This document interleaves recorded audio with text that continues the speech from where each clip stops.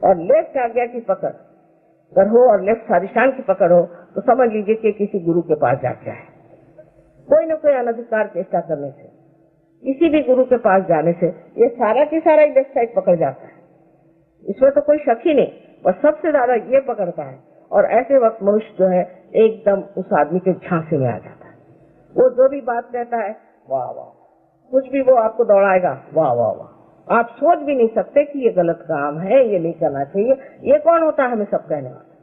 ये आपके दिमाग से ही बात चली जाती है और आपके अंदर वो जिसको कहते हैं कि सूझबूझ वो रहती ही नहीं कि आप सोचे कि भाई क्यों हम इस आदमी के लिए इतनी मेहनत करें, हमारा इससे क्या भला किया है सिवाय हमारी जेबें खाली करी और इससे हमारा कोई भला नहीं किया, हम क्यों इसके पीछे दौड़ रहे हैं। तो जब ये चक्र पकड़ जाता है तो आप जानते हैं कि लोग पागल हो जाते हैं। पागल आदमी का ये चक्र बहुत ज्यादा पकड़ता है और इसलिए आपको बहुत बच के रहना चाहिए ऐसी चीजों से जिसको कहते हैं ट्रांस, हिप्नोटिज्म। इस तरह की हिप्नोटिज्म भी कभी नहीं करना चाहिए। एक्यूपंक्चर में भी ये चक्र पकड़ता है, क्योंकि उसमें भी क्या करते हैं कि एक चक्र से दूसरे चक्र में वो एनर्जी देते हैं, तो उस तरह से ये चक्र जो है वो खाली हो जाता है। इसकी जब एनर्जी खत्म हो जाती है तो आदमी उसके बाद बहुत पागल सा हो जाता है। इसलिए ये सब चीजों पे विचार करना चाहिए कि ये किस तरह से कार्यान्वित होती है, इसमें कैसे कार्य होता है।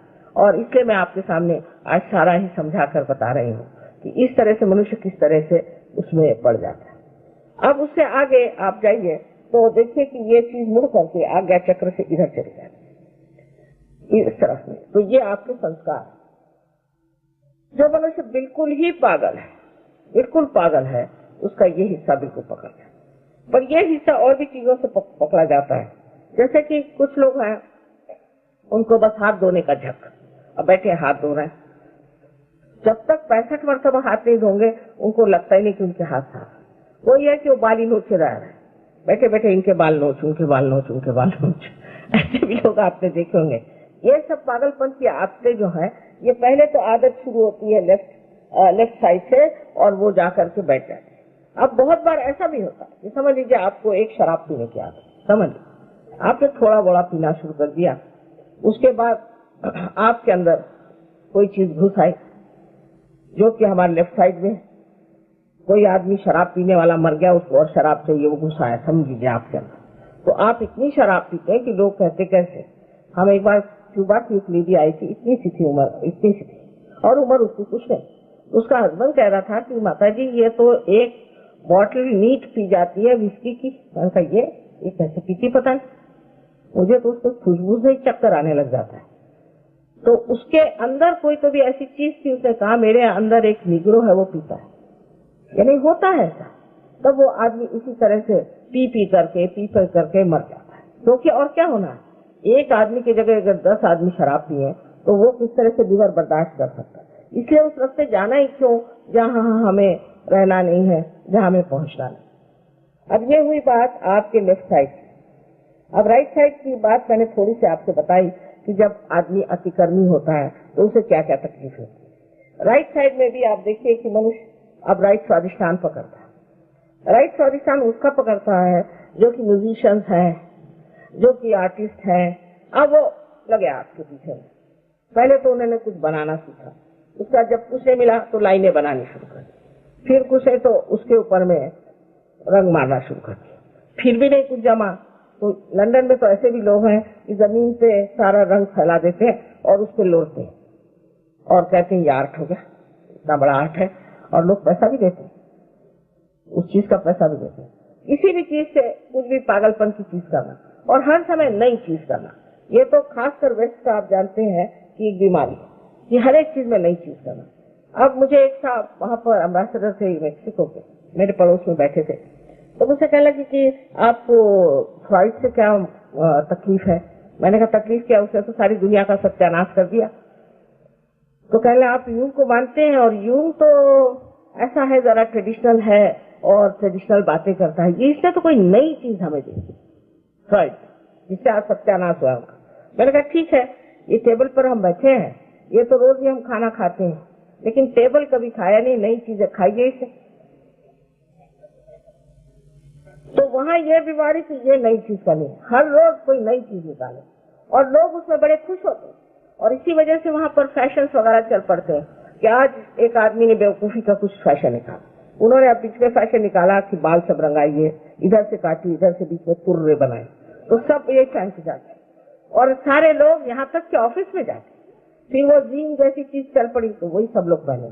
अपने देश में तो हम लोग उनको कॉपी करते हैं, लेकिन वो लोग सोचते हैं इनको परमात्मा मिल जाएगा ये सब कर, वास्तव में ये वैसा सोचते हैं। फिर उन्होंने और कोई चीज बता दी किसी ने, रोज नई नई चीजें निकलती रहती। फैशन का भी ऐसे, आज यहाँ तक का ब्लाउज, यहाँ तक का ब्लाउज, यहाँ तक का ब्लाउज, फिर ब्लाउज ही गायब हो जाता।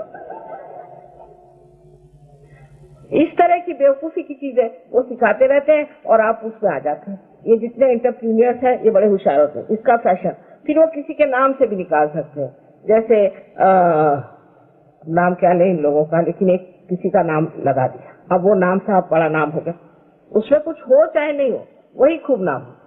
वहां पर ऐसी ऐसी चीजें उन लोगों ने चला रखी है कि मुझे बड़ा आश्चर्य होता है, लोग ऐसे बेवकूफ क्यों बनते हैं।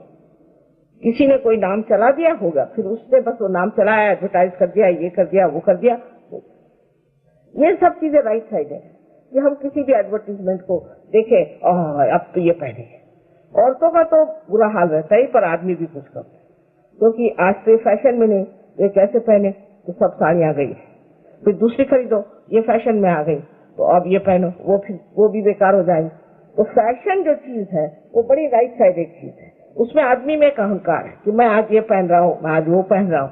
इस तरह के अपना टाइम बर्बाद करने का, अपने सारे जीवन का कोई अर्थ न रखने का एक तरीका है कि हम अपने जीवन के बारे में कोई भी महत्व नहीं रखते, पूरी समय बेकार चीजों में अपना जीवन बिताते हैं और उससे एक ही होता है कि बीमारियां। अब ये टाइट पैंट शुरू हुई तो सबको बीमारी हो गई पैरों की, तो अब ढीली पैंट शुरू कर दी, इतनी ढीली कि उसके अंदर सब हवा जाती है। लंदन जैसी जगह तो इतनी ठंड है, वहां सब फिर दूसरी आर्थराइटिस शुरू होगा। और काहे को ये सब करने भाई, जो सहूलियत की चीज है एक बार पता हो गई उसे पहनिए और करिए, वो नहीं है हर रोज चीज बदलते रहना, क्योंकि उनकी मशीनें चलनी चाहिए, मशीन में नई चीजें आनी चाहिए, इस तरह से मशीन की गुलामी आनी चाहिए। पर मुझे उसमें भी हर्ज नहीं, पर उससे आपकी तंदुरुस्ती खराब जाती। सबसे बड़ी बात है कि आपकी तंदुरुस्ती से खराब जाती है, तंदुरुस्ती नहीं आपकी बुद्धि भी, क्योंकि पूरी समय आप यही देखते रहते हैं कि अरे मैंने तो आज फैशनेबल चीज पहनी नहीं, सब लोग मुझे हंसेंगे। ऐसे आदमी में एक कॉम्प्लेक्स आ जाता है कि मैं कोई स्मार्ट नहीं लग रहा हूँ। फिर आपके कल पूछा था डिप्रेशन आता है, क्योंकि आप बहुत इंप्रेशन मारते हैं सब पे, तो डिप्रेशन आता ही। और यही बात है कि आपको इंप्रेशन मारने की क्या जरूरत है, आप जो है अपनी शान में खड़े होइए। आपको क्या जरूरत है कि आप इन लोगों से कपड़े खरीद करके और ये फालतू की ऊपरी चीजों से दूसरों पे शान झाड़े। हिंदुस्तानियों को शोभा नहीं दी। गांधी जी देखिए क्या कपड़े पहनते, दुबले पतले, बिल्कुल हड्डियां थी उनकी, लेकिन वो क्या उनकी शोभा थी। कहीं खड़े हो जाए तो लोग एकदम ऐसे चुप हो जाए जैसे कोई शेर खड़ा हो। हमारे देश की जो विशेषता है वो ये कि बाह्य चीजों में इतना ज्यादा दिमाग नहीं लगाते, बाह्य चीजों में इतना ज्यादा अपना समय पैसा नहीं बर्बाद करते। कोई विशेष महान विशाल चीज हो उसका तरफ ध्यान देना। और यही मैं बार बार कहूंगी कि हमारे भारतीय संस्कृति की ओर आप लोग नजर करें।